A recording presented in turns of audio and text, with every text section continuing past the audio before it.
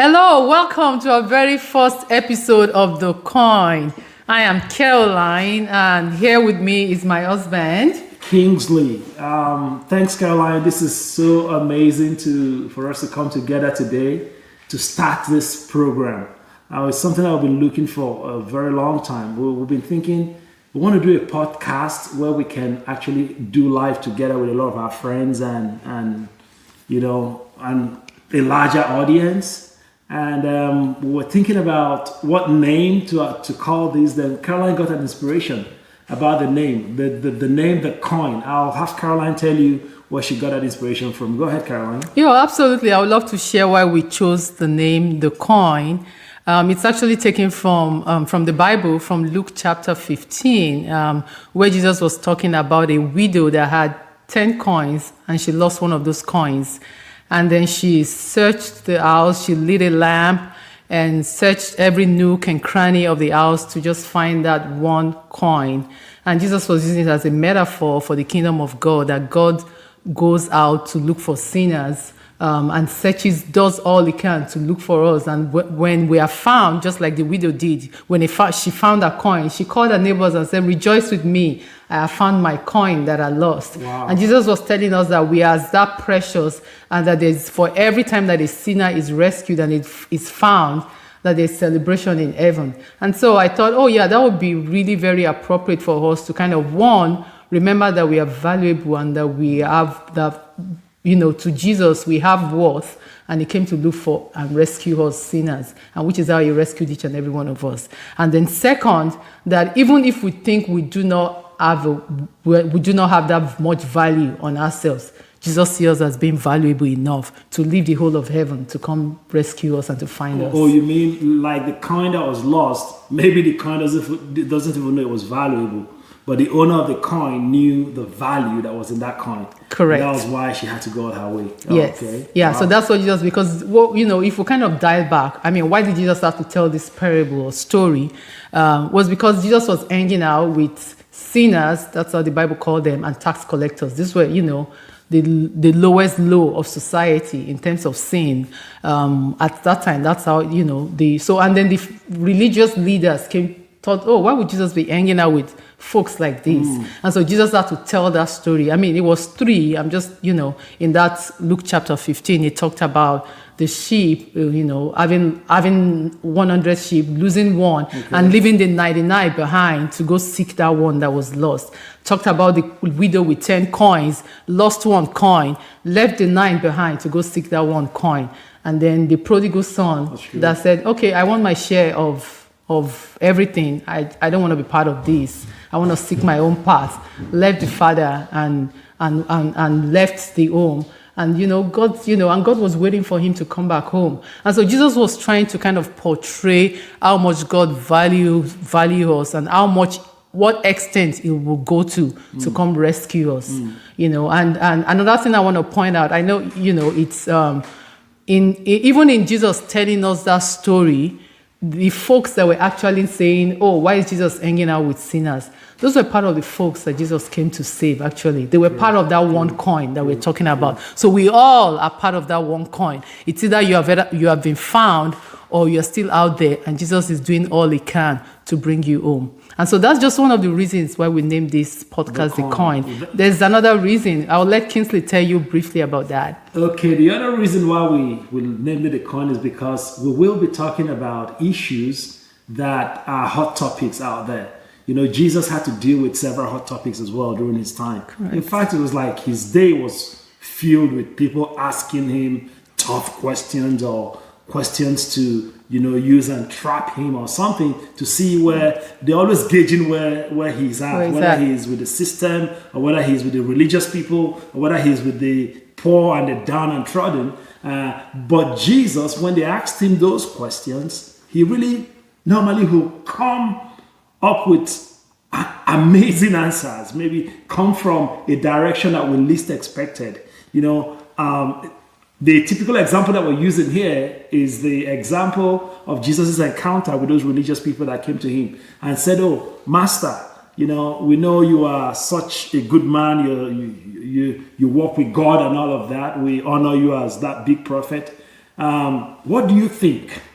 Should we be paying taxes to Caesar or should we not? Just to give you a clearer picture, in those days, Caesar was seated in Rome. He was the head of the Roman Empire. And he had his governors who were sitting in the places where Rome had conquered and was now there like an occupying force. Even in Israel, it was Herod who was the king of Jerusalem, the governor of Jerusalem and Galilee and all that environment. So these guys comes to Jesus. What they wanted to do is they really want to rope Jesus in. They want to see what he will say. No matter the answer he gave, from their perspective, they thought that it would put Jesus either against the religious people or against the system, which is Rome. And when they do that, they will take him out of the way so that they can continue, because they were feeling threatened that Jesus was coming to take away their followers. And actually, a lot of their followers were already following Jesus. So they asked him this question, and Jesus said, give me a coin, let me see. So the guys, they said, give me one coin. So they go and they rush and they brought a coin to him. And Jesus looked at the coin and he showed it to them and said, whose inscription is on this coin? And they said, Caesar's. And Jesus made a very poignant statement. He said, give to Caesar what is Caesar's and to God what is God's. What I'm trying to say here and what Caroline and I have talked about is that in every topic, there are at least 3 sides to a topic. What I think, what Caroline thinks, and what the Lord thinks. And usually what I think doesn't cut it, or what Caroline thinks doesn't cut it. Most of the time, what he thinks doesn't cut it. I think I'm doing better in that area than he does. Just kidding, but go ahead, yeah. Okay. So we're gonna be talking more about that in our next episode. So today we're focusing on the value that we have on that one part. God sees us as valuable to the extent that he brought his son to come and die for us. Not only that, he also goes out of his way to look for us. So I want to ask Caroline, when did you realize your value? When did you really realize that God was looking for you, and how did he bring you home? Oh wow, yeah, that's a loaded question. It will take a long time to kind of go into it, but I'll try to kind of cut it, as short as I can. That was way back in college. I was raised going to church. My mom she took us to church. And so when I went away to college, I just wanted to do my own thing, I'm like, mom is not here. I don't have to do church every Sunday. So I wasn't doing church every Sunday, And so at some point, I think in my second year, I kind of felt like, I think I should, try going back to church. And then so I decided to look for some churches, let me do church shopping, really, So there was one I thought, these people really look like they are serious Christian. I probably should try that, So I went into that group, and I kind of didn't look the part. I just went as I was, maybe a pair of jeans, a top, and probably some makeup. I'm not much of a makeup person anyway, but probably some.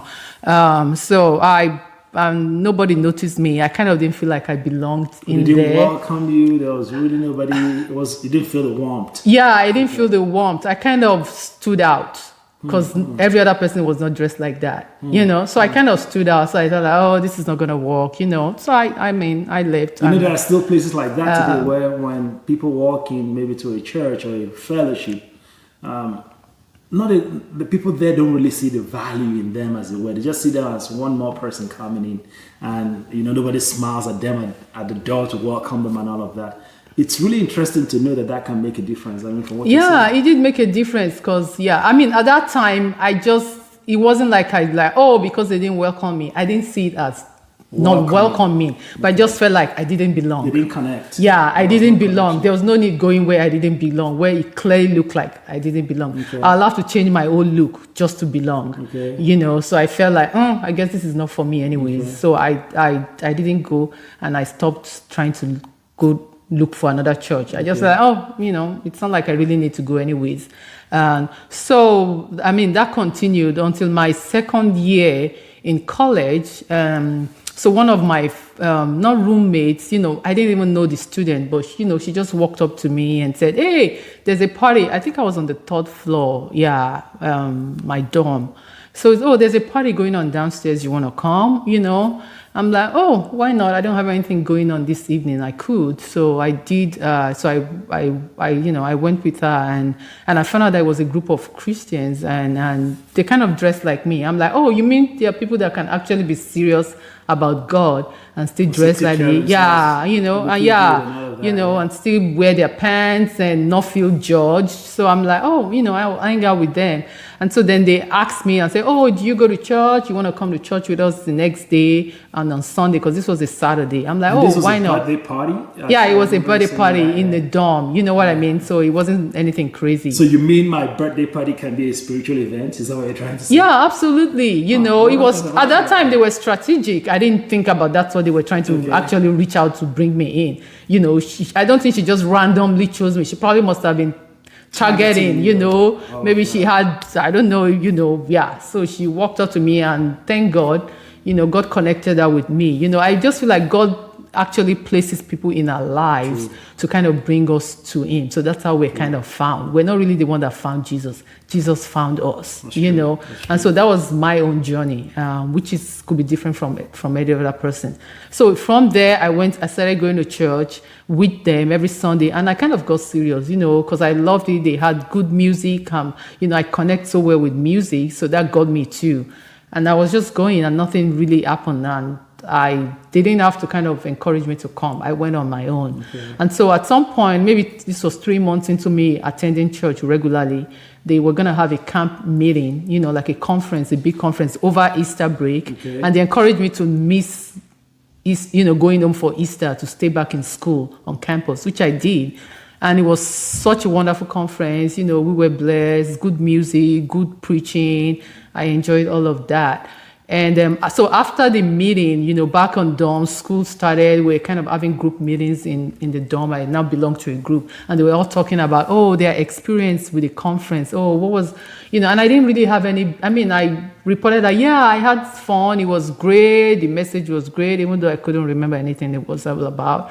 But they all had personal encounter with Jesus, kind of something that was kind of more personal, more tangible experience. Yeah, you just had this personal, Jesus and them were kind of dining together. That was what I got. And I thought I didn't have that experience. It was just like a big crowd. You know what I mean? Mm-hmm. I didn't have any kind of it was me and Jesus, hanging out or something. So when I got to my dorm, it really touched me. Something must be wrong with me. How could I be in the same meeting and not experience Jesus like they did? Yeah, like they did. So at that point, it was then that I kind of understood I was a sinner for the first time. This was not just about going to church. It suddenly dawned on me Lord, I am a sinner. I need to be saved. You saw you didn't have that connectedness to Jesus, that there was not that tangible relationship like the other people were expressing. So you wanted to have that kind of experience. I wanted to have that. But it was then that my sin, I now realized it was my sin, which I had never confessed, which I had never repented from, that was separating me from God. Okay. Yes. I was in God's presence, but my sin that I did not let go and lay down at his feet separated me from having that kind of experience. It was still a barrier to me and Jesus. So it was at that point that in my dorm, that I lay down. Thankfully, I was the only one in the room that I was weeping, and I went on my knees and said, God, please forgive me. I want to know you. I want you to come into my life. And so, what people call altar call. Mine was right there in my room. So I laid it all down. And then the most interesting thing happened was that when I got off my knees, I was a changed person. I was just changed. There was a big weight that was lifted off my shoulders. Oh man, I don't have to carry the weight of my sin. So you're saying that for anyone to strike that relationship with Jesus or start taking that relationship to the next level, it doesn't have to be in the setting of a church. It doesn't have to be among people who are putting pressure on you to do it. So you can actually do it in the quietness of your room. And you can make that connection. Absolutely. That's how it happened for me. Amazing. I didn't answer any altar call. Yeah. Even though I was going to church and they were calling, maybe because I'm more of a private person. Okay. You know, it didn't happen for me like that. Okay. You know, Okay. so at least at that time. And so that's how my story was. And I got up from my knees a very changed person. That's amazing. My desires changed. I wanted things I wanted changed. Even the way I approached my studies, everything changed. That's You good. know, so it was an instant transformation for me. The only thing I didn't change was I didn't have to change anything about my outward appearance. Yeah. Everything remained the same. You know, yes. Do I take into consideration the kind of clothes I wear? Absolutely. You know what I mean? Yeah. But most of my desires change. You know, as you were saying, there's a place I remembered in scriptures that says, therefore, if any man is in Christ, he's a new creation. All things have passed away, and behold, all things have become new. So it's really, in your testimony or this account that you just gave, that proves true that verse of scripture is actually true. I mean, in the sense that you said you got up from your knees and you felt change. You felt like a burden, a weight was lifted off of you. So, Absolutely. And then you moved, as you got up from there, you started your life. You saw changes in every other area. You talked about being serious with your studies, being more focused in life, and wanting the things that Jesus really wanted. Yes, that's amazing. Yeah. That is amazing. So folks, this is Caroline's story, and it ties very much into what we're talking about today. Placing value on not just that we placed value on ourselves, the Lord placed value on us, and we need to respond by knowing that we too are valuable. Absolutely. And then go back to Him. If we want to realize our full value, it's not in the world, it's not in the system. It's not, you can't find it in career, you can't find it in marriage, you cannot find it in large bank account or living in the best areas of town. Value only comes from Jesus, from the Lord Himself who put value on us. And the moment we realize it, I think the better it will be for every one of us. So this is our first episode. We don't want to take your time for too long. And we're going to be coming back again to you just to give you a tidbit. When we come again, we'll zero in more on the story of that coin that we talked about that Jesus took up and asked them whose inscription was on it. Then I'll also tell my own story, my own, coming to Jesus story. Yeah, we'd like to hear too. I'm sure you guys are going to love to hear it because whenever I say it, it reminds me all over again, when I made that decision to follow Him. So, Caroline, do you have any last words for today's Absolutely. episode? We want you, thank you for watching this video. We want you to share. We want you to subscribe. And we're hoping that if there are people in your lives that you think need to hear some of these stories, please share with them. And we're also encouraging you that you can share with us too. You can put comments. We welcome comments. You can put it there. If you have questions you want to ask us, feel free to do that. Of course, we ask that you be civil and be polite about it.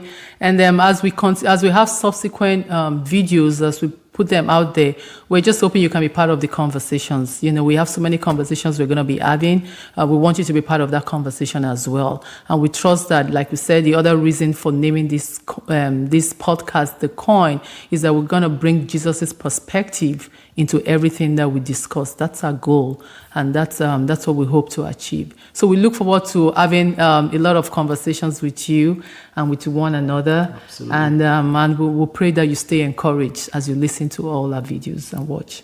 Okay, guys and girls, ladies and gentlemen, we'll see you again next time. Thank you.